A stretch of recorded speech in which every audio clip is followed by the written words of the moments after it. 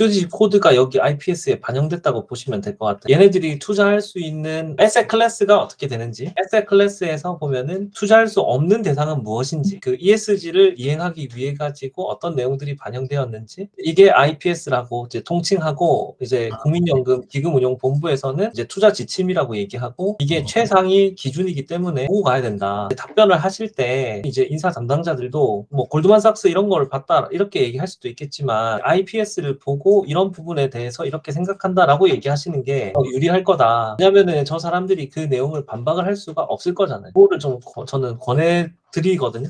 사실 뭐 IPS면 이것만 맨날 보고 앉아있는 사람은 아닌데 기본적으로 이걸 확인하셔야 된다. 운용 기준이 여기 나와 있잖아요. 시행령, 지침, 계획 이것도 봐야 되겠죠. 거기서 보면 두 가지를 크게 얘기하셨는데, 이제 채권, 그러니까 편입 가능한 채권의 종류가 또 있을 거잖아요. 레이팅도 있을 것이고, 국가도 있을 것이고, 만기도 있을 것이고, 그 다음에 듀레이션, 그 다음에 또 그 이제 채권도 이제 스튜어십 코드를 또 지켜야 되고, 레이팅도 국가마다 뭐 신평사들이 S&P, 뭐 무디스 피치 이런 회사들이 그거 내용이 여기 나와 있을 거예요. 그래서 요거를 좀 확인하셔야 될 것 같아요. 그리고 여기 중장기 운영 방안이랑 원칙, 요것들을 보고 가셔야 될 것 같아요. 뭐 일단 기본적으로 전부 다 샤프 지수, 샤프 레이시오 이런 것들은 한번 보셔야 될 것 같고, 턴오버가 어떻게 되고, 에셋 클래스가 어떻게 되고, 그 다음에 지역 분산은 어떻게 되고, 요거를 다 수치까지도 좀 아셨으면 좋겠거든요. 물론 이제 운용을 할 때 사실 제가 이제 요 분들을 실제로 인터뷰한 적도 있거든요. 뉴욕 같은 데 가서 보면은 그 이분들도 자기들이 뭐 마켓 타이밍을 잡고 이렇게 한다기보다는 이 운용 지침에 따라서 하는 거라고 보시면 될 것 같아요. 대체 투자 파트에서 어떻게 보면은 좀 하나의 바로미터가 되는 게 예일대학교 그 기금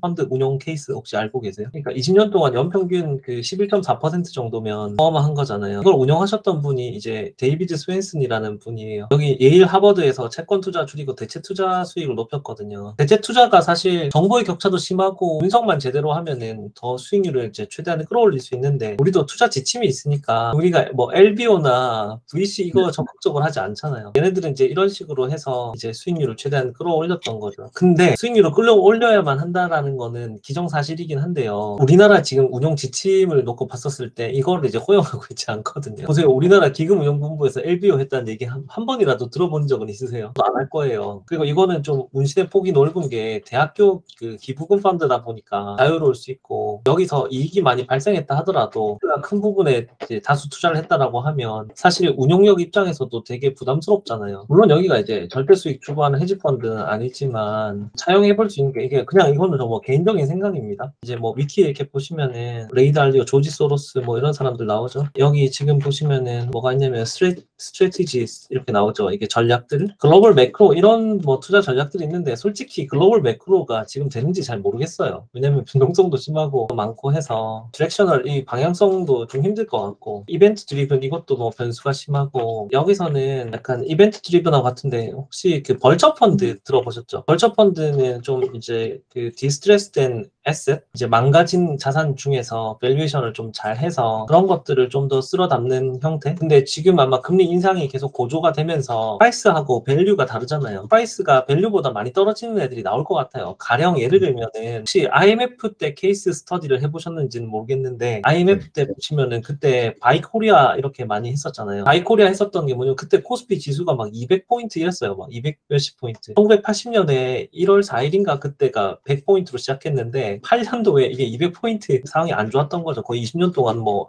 성장이 없었다라고 하는 거니까. 그때 우리나라 그 자산 가격이 많이 내렸었어요. 가격이 많이 내렸어요. 밸류보다. 외국인들에게 그 시장 개방하면서 환율도 높았죠. 그러다 보니까 외국인 투자들이 엄청 할인된 가격에 우리나라 자산, 주요 알짜배기 자산들을 다 쓸어왔단 말이에요. 또 자산을 보유하고 나서 자산 처분하기도 하고 배당도 엄청나게 받아가고 있다는 거죠. 사실 그 국민연금 그 규모로 놓고 봤었을 때 얘네들이 전 세계적으로 보면 절대 작지 않거든요. 5 안에 들어가잖아요. 아람코 이런 거하고는 좀 비교할 수 없겠지만, 그래서 저는 지금 현재는 그 제가 바라보는 기준으로 봤을 때 두 가지 전략이 있는데, 첫 번째는 그렇게 디스트레스된 에셋이 밸류보다 프라이스가 가격이 하락했을 때 그런 에셋들을 좀 담는 전략들이 좀 추가가 되어야 되지 않을까라는 생각이 들고요. 근데 그거는 이제 가격, 그러니까 가치하고 정량 정성을 다 봐야 되겠죠. 여러 가지 지표를 볼 거 아닙니까? 여러 가지 정량 지표를 보는 것들 많이 있잖아요. 뭐 PBR이나 퍼나 아니면 뭐 EPS의 어떤 성장이라든지 그다음에 아니면은 이 안전 마진 같은 것들을 확보하기 위해서는 저기 자산 가치가 어느 정도 되는지 뭐 IP를 어느 정도 갖고 있는지 이런 것들도 좀 파악해서 어쨌든 디스트레스된 에셋을 좀 편입하는 것들을 한번 고려해 봐야 될 것 같고 그다음에 또 한 가지는 지금 연준에서 좀 다른 어떤 스탠스를 취하고 있는 게 뭐냐면 금리를 인상했는데 금리 인상 속도를 좀 조절하겠다라는 얘기를 하고 있는데 이 말은 뭐냐면 이 말은 이렇게 얘기를 해야 될 것 같아요. 중앙은행의 일단 설립 목표는 결국 첫 번째가 물가 안정이잖아요. 물가 안정의 목표를 달성하기 위해서 예전에 그 볼커가 했던 것처럼 그냥 인플레이션 파이팅을 할 수 있는 그런 구조가 아니거든요. 왜냐하면 그때랑 지금이랑 너무나 다른 게 뭐냐면 지금 미국이 지금 그때와 지금 봤었을 때 빚을 지고 있는 채권의 어떤 양이 완전히 게임이 달라요. 그러니까 그때하고 지금을 약간 동질적 비교를 할 수가 없다라고 보거든요. 국가 부채가 적었을 때 금리를 인상할 수 있는 것과 국가 부채가 이만큼 많은 데다가 금리 그 인상을 결정하기가 쉽지 않았고 또 하나의 헤게모니는 뭐냐면은 지금 정치하고 경제 밀접한 관련을 맺고 있는데 지금 뉴스 중에 가장 중요하게 보셔야 되는 뉴스가 뭐냐면은 이게 제일 큰 이슈예요. 이게 엄청난 이슈인데 사람들이 여기에 대해서 크게 관심을 안 갖고 있는데 미중 무역 분쟁의 원래 가장 근원적인 이슈가 뭐냐면 달러의 헤게모니를 깨보겠다라고 하는 생각을 계속 중국이 가지고 있었어요. 그래서 그 달러 바스켓에도 보면은 위안화는 안 들어가 있잖아요. 계속 이제 기축통화, 준기축통화로서의 어떤 역할을 하겠다고 천명을 했고 환율 조작국으로 지정을 하고 그다음에 환율에 따라 가지고 미국의 무역 수지 적자, 그러니까 쌍둥이 적자라고 하잖아요. 지금 무역 적자가 너무 이제 심해지다 보니까 미국 입장에서는 이제 이런 구조를 좀 바꾸고 싶었던 거죠.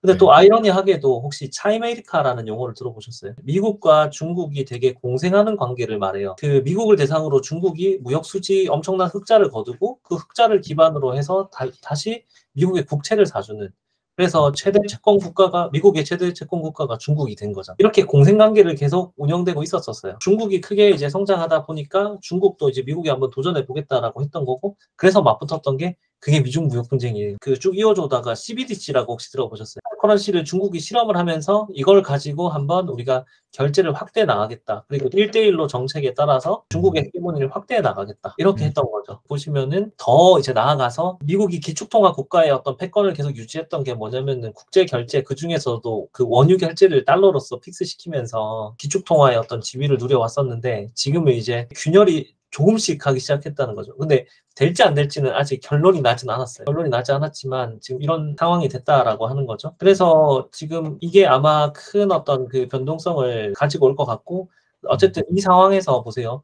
중국이 이렇게 계속 달러를 계속 찍어내가지고 어떻게 보면 인플레이션 효과가 전 세계로 흩어지는 거기 때문에 입장에서는 사실 기축통화의 어떤 충분한 지위를 누려왔잖아요. 왜냐면 그냥 머니 프린팅을 해가지고 뿌려버렸으니까 프라임 모기지 때보다 지금 훨씬 더 많이 지금 돈을 찍어내가지고 뿌린 거잖아요. 지금은 우리가 QE 이거를 지금 계속 하다가 지금은 양적 긴축 그 다음에 다시 이제 돈을 걷어들이고 있는 이런 상황이죠. 근데 이 상황에서 보세요. 다시 그 미국이 또 달러를 찍어낸다, 머니 프린팅이 된다, 또는 어떤 그 부채에 대한 부담을 더 진다? 좀 쉽지 않을 것 같다는 거죠. 그래서 제가 이런 여러 가지 경제적 상황들을 고려해 봤었을 때 금리 인상 기조가 그렇게 과거 볼커가 그 시절처럼 인플레이션 파이팅 한다고 막 이렇게 엄청나게 올라가기 힘든 구조다라고 생각을 하는 거죠. 그러면은 금리가 지금 인상되는 속도가 체감하고 어느 정도 변곡점을 지나면은 다시 경기를 부양하게끔 하기 위해 가지고 어느 정도 금리를 점진적으로 인하해야 될 것인데 이렇게 되면은 이제 투자할 수 있는 전략 중에 하나가 뭐냐면은 장기 채권입니다. 이제 장기 채권 같은 경우는 듀레이션이 크잖아요. 큰 만큼 채권 가격 상승이 많이 기대된단 말이죠. 그래서 지금 당장 그게 몇 년도가 있을지 모르겠어요. 근데 예를 들어서 뭐 트레저리 빌, 트레저리 노트 이게 있는데 30년 이상 되는 것들은 듀레이션이 워낙 크다 보니까 금리 변화에 따라 가지고 채권 가격 상승의 폭이 굉장히 클 거라고 생각하거든요.